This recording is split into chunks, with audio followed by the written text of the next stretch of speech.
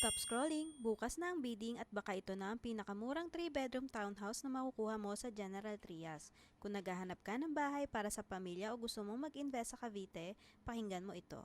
Available ang bank foreclosed 2-story townhouse located sa Barangay Navarro, General Trias, Cavite. Inner unit, as is where is, estimated 30% to 50% below market value. Property features, 50 square meter lot area, 63 square meter floor area, 3 bedrooms, 2 toilet and bath, 1 car garage. Starting bidding price, 1,862,310. Pero tandaan, bukas na ang bidding June 29 at hindi ito first come first serve. Pataasan ng offer ang bidding. Ang 1,862,310 ay starting bid lamang. Kung may ibang qualified buyer na magbigay ng mas mataas na offer, sila ang may mas malaking chance na makuha ang property. Kaya kung balak mong sumali, ngayon na ang tamang oras para ihanda ang requirements at pag-isipan ang best offer mo. Payment terms, 10% down payment, 50,000 reservation fee, remaining 90% through bank home loan.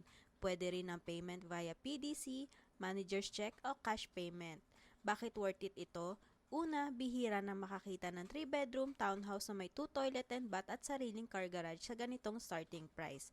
Pangalawa, ang General Trias ay isa sa mga fastest growing cities sa Cavite, kaya magandang option ito para sa sariling tirahan o long-term investment.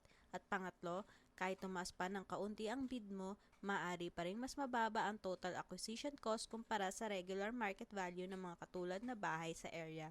Take note lamang na bank fees at transfer of title ay hindi pa kasama sa selling price.